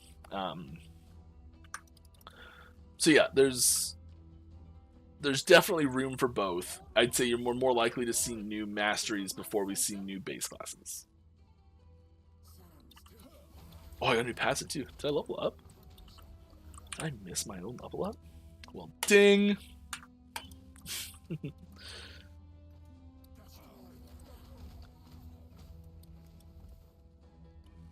get another question. What did I miss something here in that last one? Oh, the dodge. Yeah, like a unique that means you can't miss would be like could be cool. It's not missing though. It can't be dodged would be the stat. And the way dodge works, it would be tricky to implement. It's possible, I think. It'd be very tricky to implement, and I don't know. Maybe that's a bit. It's a big maybe.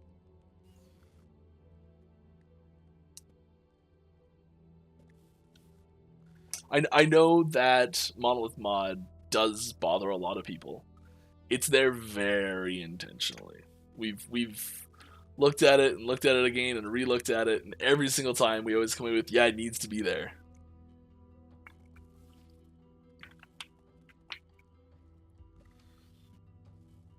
Alright, I won't tell anyone that the Barbarian will be the first new mastery. Barbarian's not at the top of the list. It's on the list as a maybe possible thing that could happen. The list is huge of masteries we've considered, but Barbarian is not at the top of it. I don't think. I think there's cooler stuff for Primalist, and I think there's cooler stuff for other classes as well. There's a few more gaps that I think need to be filled first.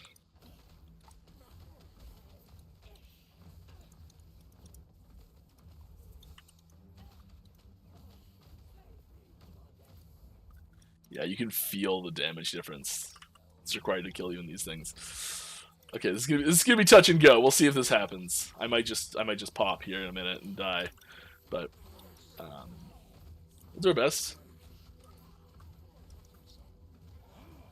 We must be well over 100% crit at this point, right? Spell crit, spell crit chance, yeah. I could probably remove crit off of some pieces.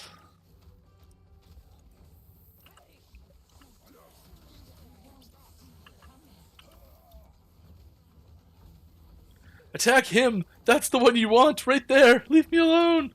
I'm the fake! I'm the fake! Oh, what's that from? That's from something. That's from a game. Oh, that's from Borderlands 3. There we go.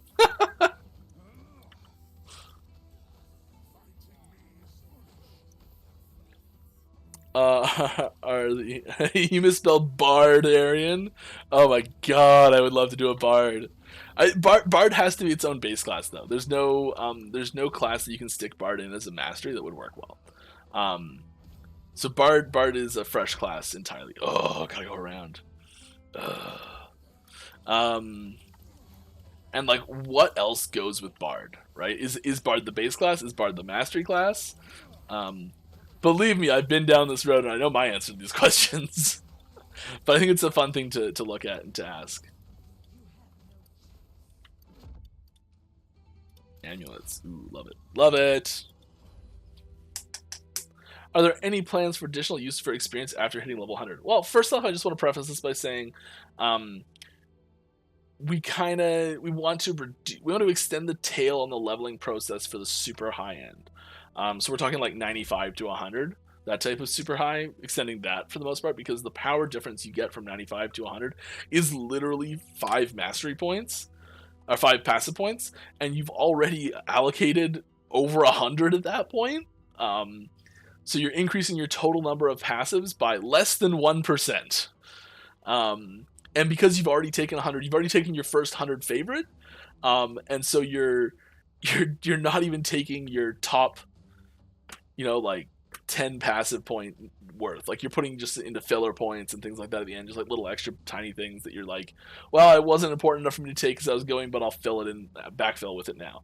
So like you're not you're not getting even the top tier points. So it's the amount of power you're getting from those last few levels is really low, and we want to emphasize it more as an achievement rather than a character building point. For those last few levels at least. So that's why we want to extend the tail there a little bit. As far as experience goes, as a useful resource after you have hit 100, there's little things like lots of health on that. There's little things like just respecking your spells and abilities faster. But yeah, we have looked at other things you could use experience for to tie into other mechanics possibly. It's hard to do without it's really difficult, and we don't have any concrete plans for specific uses for experience as a resource post 100. And I think there's actually a good chance we'd launch 1.0 without any specific uses for experience as a resource post 100. However, I do think that even with that being the case, there's room for progression systems and progression tracks that don't care about experience and start later in the game and extend through level 100. So it's level independent, and the people who come here a lot will know exactly what I'm talking about. Progression systems for super late game that can still be done, so there's something there, and starts before you hit 100 as well. So level independent is the important part, which I know doesn't use experience, which is the whole part of your question. But yeah, sorry, just completely sidestepped it. Sorry. What are your thoughts on permanent tanky minions versus squishy minions that you have to resummon? I can't seem to recall. I think there's a place for both. I think there's times where you want both. I think there's there's builds that and nodes on trees that are like, whenever anything dies, get a bonus, and like squishy minions are things that die, so they help with that.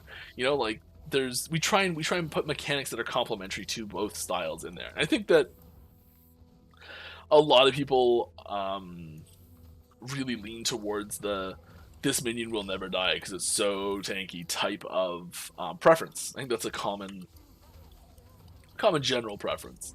But we do try, and we try to when we're building, when we're looking at something like, let's look at Necromancer for example, compared to Primalist. And I think it's important to note that if we're talking about let's talk about companions. Let's not look at totems for a second, but let's look at specifically companions. So mobile minions.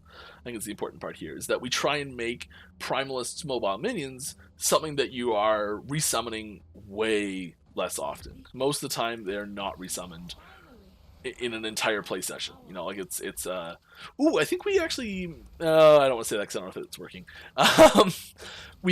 So yeah, the goal is for most Primalist means to be that tanky, not resummonable, and part of that is they're touted as companions, where it's a creature that you're exploring the world with, and resummoning it is it breaks that connection, it breaks that bond a little bit, strains it, let's say. And that's part of the reason we have that down system where you can res them, and being able to res allies down minions is so great. My goodness, it's wonderful. Just putting that out there. Little multiplayer things, and where was I going with this? And then so yeah, let's look at Necro as the whole. So on Necro, you have both of these styles of minions. You have like Bone Golem, for example, that's not designed to be resummoned frequently, and you have something like let's go far extreme other end of the spectrum. Here is you've got Volatile Zombie, which the whole point of it is to blow up and die. And part of what we're trying to do is create with Necromancer specifically, create a class where the action you're taking frequently as a summoner is you're summoning things. So having that as a common action where you are summoning things is the goal. Like that's something that we're trying to have be a common goal, and it's not a forced thing, that you're not a forced action. Like so there's still necromancer builds where you're not constantly summoning things, but where the act of summoning things is one of the primary functions of a summoner. But we don't want you to have to resummon just where you're just resummoning permanent minions. That, I think, is what feels bad, because resummoning volatile zombies when you know that they're gonna blow up when you make one, I don't think feels bad at all. And that's why they're like that. And we try and put a lot more of the permanence on the ability to make permanent minions, like Bone Golem, for example, as something that can stick around for a lot longer, because of the feelings that it tries to evoke. So it's a lot of minion to minion differences that we try and put there, but we do like to have both types, and they're very intentionally both placed there.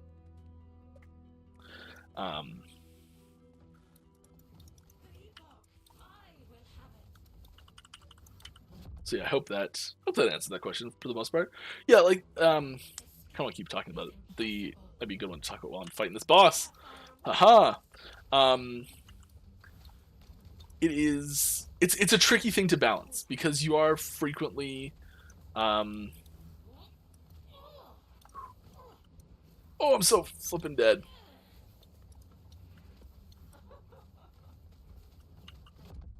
There's no way. Escape is impossible.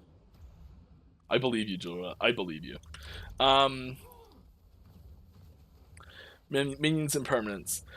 We also try and provide tools for on the minions and the classes that we know have squishier minions. Like they're cheaper to resummon, they're faster to resummon, and providing tools for destroying them yourself to use them as a resource, where you are where you are really intentionally blowing up your own stuff. Like that's like there's sacrifice on there. There's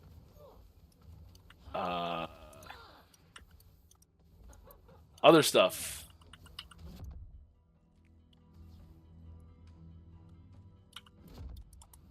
Oh, come on.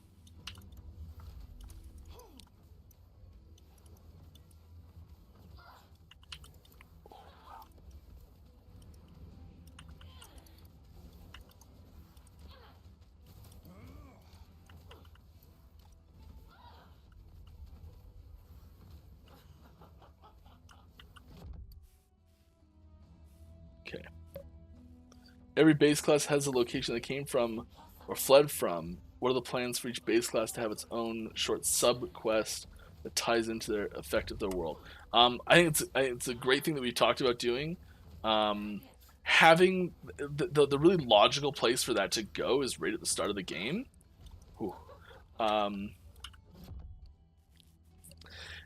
However, like storyline wise logic, the best place to go is right at the start, where you're discovering these characters, you're learning about them, all that sort of stuff. However, there is a bit of an issue with come on. Two people starting characters at the same time, and they're different classes, and they have this early game experience where where your early game experience, you split up and do something different, which we don't like, which is part of the reason why we've been reworking the mastery selection scene. To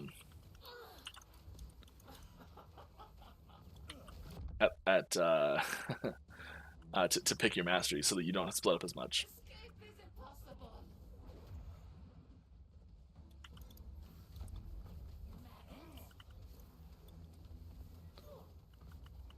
But yeah, I do think that's interesting, and I think that would make a good quest, and tie into backstories and all that sort of stuff. I think that sort of stuff's really powerful.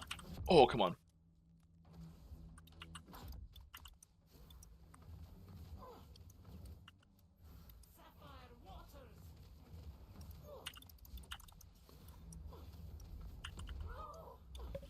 I am the greatest. That was terrible.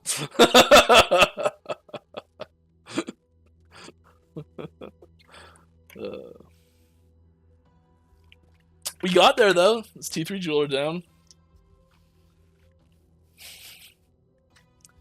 Alright, I'm currently playing a Warpath build, and I keep a Last Laugh in my inventory to swap to cull off bosses at 20% HP. There's no cooldown when swapping weapons. This is problematic gameplay.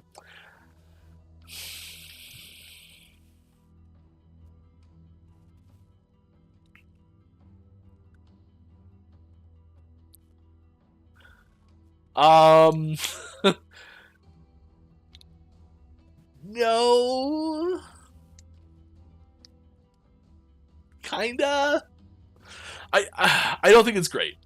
I think it kind of goes a little bit against. That's a cool helmet. Doesn't have what we want, so I'm not going to use it. I did not mean to pick that up. It's not great that it does that. That's the thing.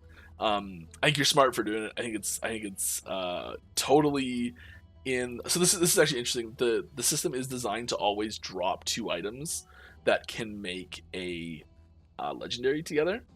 It's just a little aside here. So because the boss normally drops a ring but can drop this helmet, and because it dropped the helmet, it forces an exalted helmet to drop with it, so you can make a legendary item. So no matter what you have in your inventory, you can make a legendary item when you get to the end here, no matter what. Fun fact. Totally not distracting from that question that I don't want to answer. It's not ideal. You may notice that there's no weapon swap tab here, which I desperately still want, but it's also very intentionally not there. So, all right, we doing helmet? This is the helmet I have. It's pretty good. It has the poison and necrotic resistance, which we desperately need some of. It also has CDR and mana, which are wonderful stats for us. So we're gonna do the helmet, I think, here. But we're gonna first, also right at the end, and I didn't get calls. You gotta get on me for spoilers, because I kind of didn't do the spoilers today. I have more spoilers, so we're gonna do that still. Okay, let's do the necrotic resistance first. That's something we want a lot, and then mana. Nice. Oh, getting so lucky here.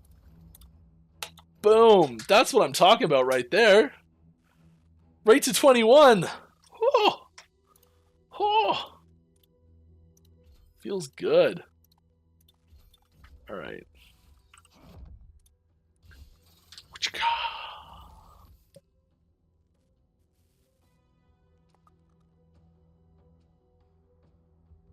Poison res. All right, there we go. That works for me. I got the exalted one twice in a row.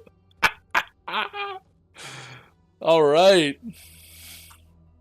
I'll take it. Oh, I should probably actually take it. I'll take it and leave it there. Oh, my camera on this side's all messed up. No, gasp. It's okay. Let me go back. All right, well, I can take poison res off a bunch of places now. So that's great. Swap it over to void res. Love it. This is not the dev client. You can see right up here, and there's also, if it was the dev client, there'd be, if I press these 2 keys, a dev client stuff would show up, and it's not. So, not dev client. I know you can't see me pressing the keys, but I just press the keys that activate dev mode, and it does nothing. All right. I got some cool stuff for you right at the end of the day. Here is, this I will say is a unique item art. 2D art. Unique item 2D art. Last time there was something that went up that many people thought was a unique weapon. That was not. This is a unique weapon. Or item, sorry, not weapon. Yes, new unique weapon coming soon. Rock. Okay, we got one more for you. And you saw a little bit of this earlier in the stream, but here's a full view of it. Nice turnaround. Here we go. Oh, it's so pretty. So pretty. It's great. Could you enable dev mode for my account? Sorry, no. Yeah, she pretty. All right, well that will we're getting down to the bar here. We just hit our 2-hour mark, which is where we usually end. I'll give a quick second for if anyone wants. This is not MTX. This is not MTX. This is just stuff in the game.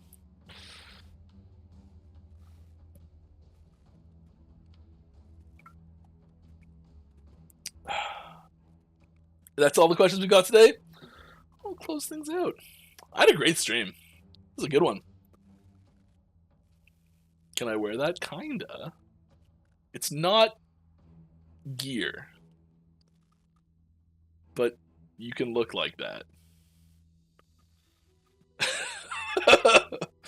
Vague descriptions. Ooh. All right, here. Let's see what we've got going on.